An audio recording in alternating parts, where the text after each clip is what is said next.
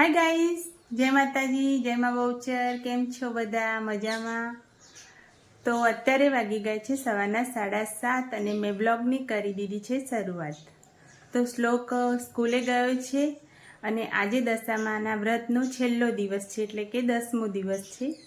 રાત્રે જાગરણ અને સવારે પછી વિસર્જન છે। તો ગાઈઝ શ્લોક સ્કૂલે ગયો છે અને હવે અમે લોકો નાહી ધોઈ તૈયાર થઈ અને માતાજીની પૂજા અને આરતી કરીશું। તો ગાઈઝ આજે છેલ્લો દિવસ છે, તો માતાજી માટે મેં કપડાં સીવ્યા છે।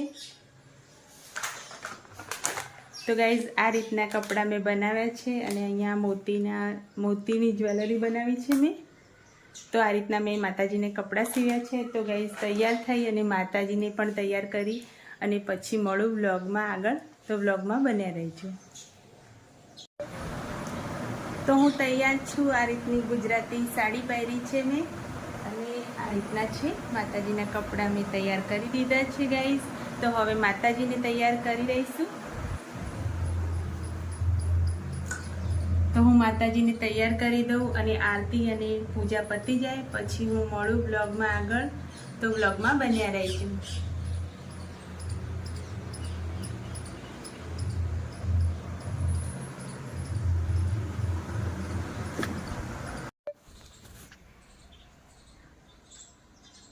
તો ગાઈઝ દશામાની પૂજા થઈ ગઈ છે અને આ રીતના મેં દશામાને કરી દીધા છે તૈયાર।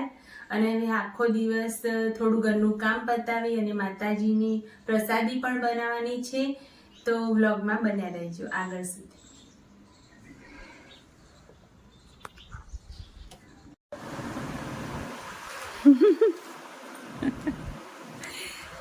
તો ગાઈઝ બપોરે બધું કામ પતી ગયું, એના પછી મારે એક બ્લાઉઝ સીવવાનો હતો, તો બ્લાઉઝ મેં સીવી દીધો છે અને હવે બનાવીશ હું માતાજીની પ્રસાદી। તો પ્રસાદી બનાવવા માટે આ રીતે મેં ઘઉં લીધા છે। તો આ રીતે આમ મુઠ્ઠી ભરી અને 10 મુઠ્ઠી મેં ઘઉં લીધા છે। એમાં થોડું વધારે લીધું છે, 10 મુઠ્ઠી અથવા એનાથી વધારે, પણ એનાથી ઓછું નથી લેવાનું। તો એ રીતે આપણે ઘઉં લઈ લેવાના અને એને મિક્સરમાં હું જાતે જ દળી દઈશ, કારણ કે આટલા ઘઉં ઘરે દળી દઈએ અને શું ચોખ્ખું માતાજીની પ્રસાદી માટે એકદમ ચોખ્ખું હોય અનાજ તો સારું રહે। તો ઘરે આપણે મિક્સરમાં દળી દઈશું। તો હું અહીંયા મિક્સરમાં ઘઉં દળીશ। તો આ રીતે મેં લઈ લીધું છે મિક્સચર। તો આ 10 મુઠ્ઠી ઘઉં આપણે દળી દઈશું અને માતાજીની પ્રસાદી બનાવીશું।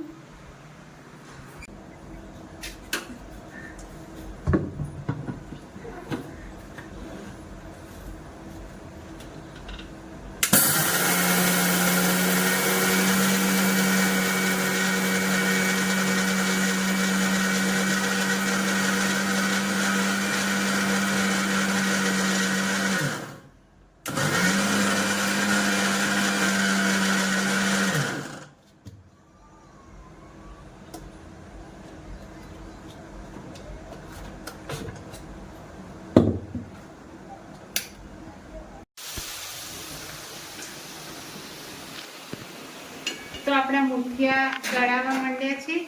તો ગાઈઝ તમે જોઈ શકો છો, આજે મેં ભરડ્યું હતું એનો લોટ બાંધી દીધો મોયણ નાખીને અને આ રીતે એના મુઠિયા બનાવી દીધા છે। હવે અહીંયા એકદમ આંગળીથી આ રીતની પેટર્ન બનાવી દીધી છે, કારણ કે અંદરની સાઈડ આની અંદરની સાઈડ તેલ ઉતરે એટલે લોટ આપણો કાચો ના રહી જાય, એના માટે આ રીતના મુઠિયા તૈયાર કર્યા છે। ને આ પેટર્ન એટલા માટે બનાવી છે।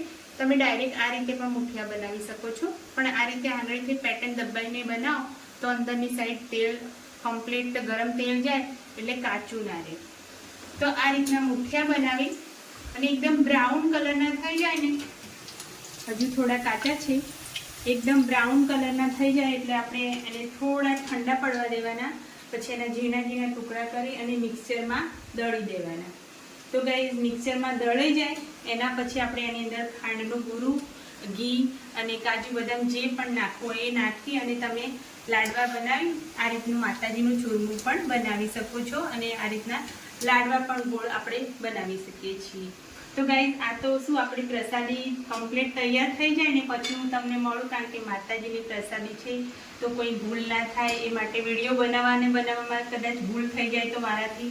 તો ગાઈઝ કમ્પ્લીટ પ્રસાદી બની જશે ને પછી હું તમને વ્લોગમાં મળીશ અને હું તમને બતાવી દઉં માતાજીની અખંડ જ્યોત।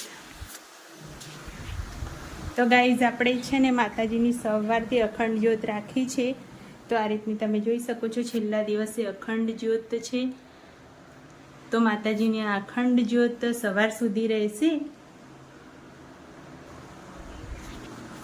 તો ગાઈઝ પ્રસાદી બની જાય પછી હું તમને આગળ બ્લોગમાં મળું. તો પ્રસાદી બનીને મળીશું. તો ફ્રેન્ડ્સ તમે જોઈ શકો છો આ રીતની માતાજીની પ્રસાદીમાં આપણે લાડુ તૈયાર કરી દીધા છે. સરસ મજાના લાડવા બનાવ્યા છે. અને આ ચૂરમું છે જે મેં જ્યારે તૈયાર કર્યું આ ચૂરમું એમાંથી આટલું મેં પ્રસાદી માટે કાઢ્યું છે. તો આ માતાજીની પ્રસાદી ચૂરમાની અને આ લાડુ બનાવ્યા છે. તો લાડુ આપણે બધાને પ્રસાદીમાં વહેંચવાના છે. તો આ રીતની આપણે દશામાની પ્રસાદી તૈયાર કરી છે.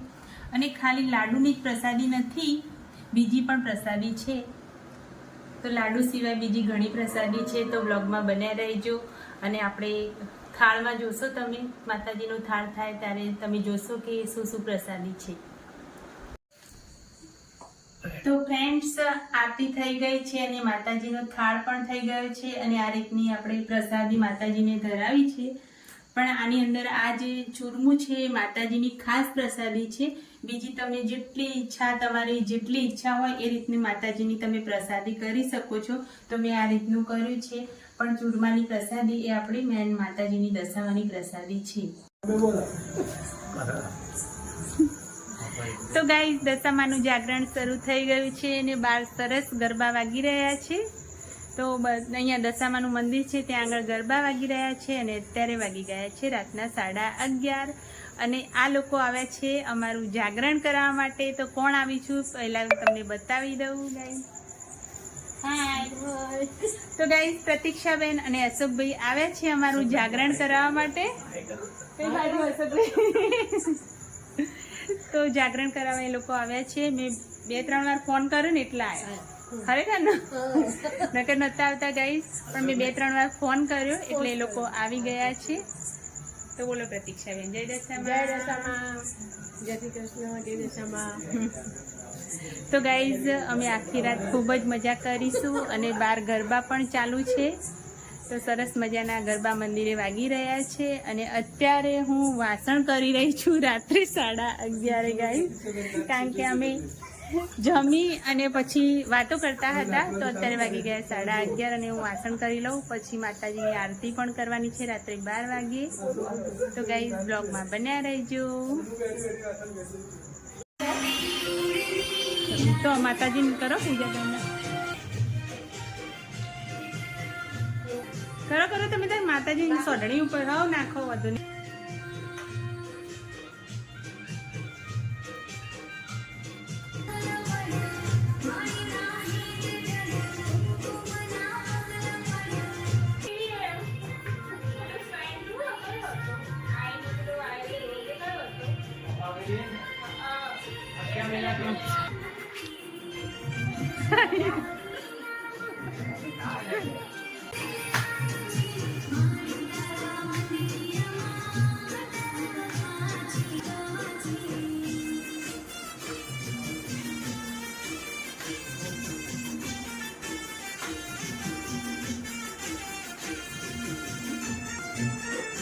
Son idea.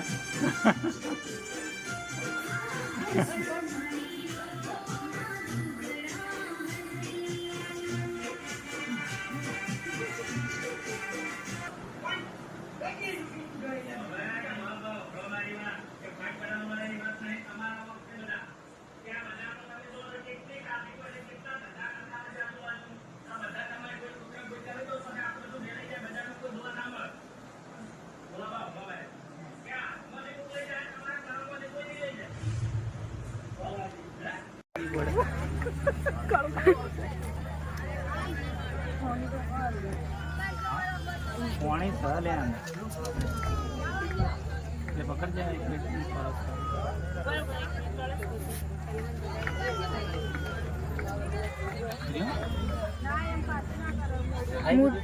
ઉતારી લઉં પછી તમે કરી દેજો તમારે જે રાખવું હોય. થોડું પેલી બાજુ લેતા આવો.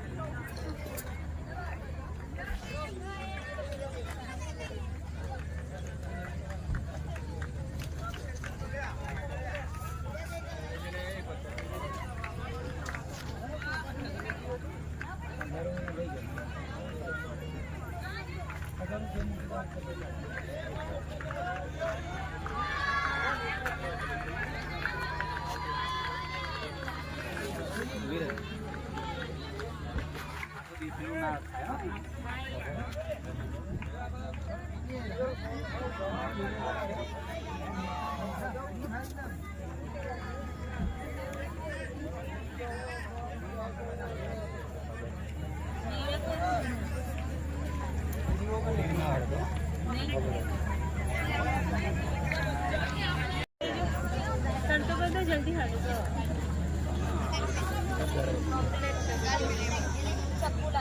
જલ્દી જલ્દી ચલો વિના કરતા મૂકી દઉં ચાલશે મૂકું તો જ દીવે તો થઈ જશે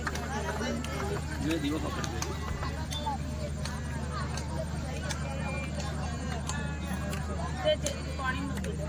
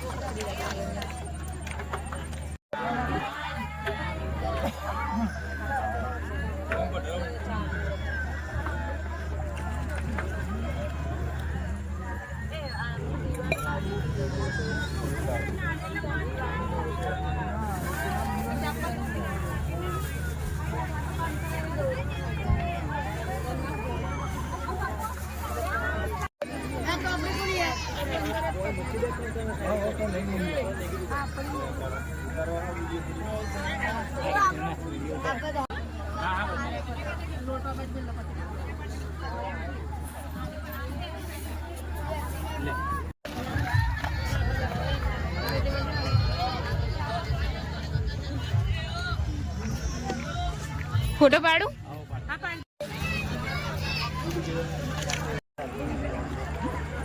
અલે હટો જલ્દી વિડિયો જલ્દી જલ્દી હટ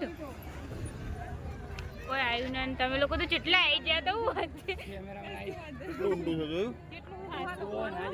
મૂર્તિ જ નહીં દેખાતી અમાર તો ને જેવી મૂર્તિ મેલી ને ભાળ ભાળ ભાળ ભાળ ભાળ ભાળ બધું જો એ આખી છે અંદર ઉતરી ગઈ આમાં કેવું હશે ખબર આ મોટું નેચું નાળું હશે આ તો નાળું ઘણું છે ગન્નારું આખું આગળ નિકાલ નહીં પાછો સ્ક્રીન મોટી મૂર્તિ હોય ને આપણા જેવડી તો જતી રહે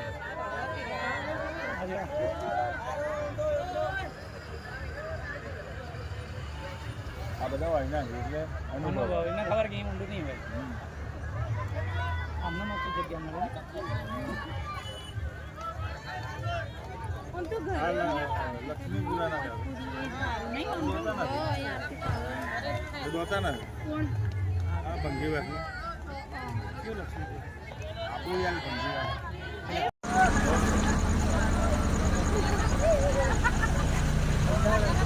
તો ગાઈઝ દશામાના વ્રતની પૂર્ણાહુતિ થઈ ગઈ છે અને મૂર્તિ વિસર્જન પણ થઈ ગયું છે તો બધાને જય દશા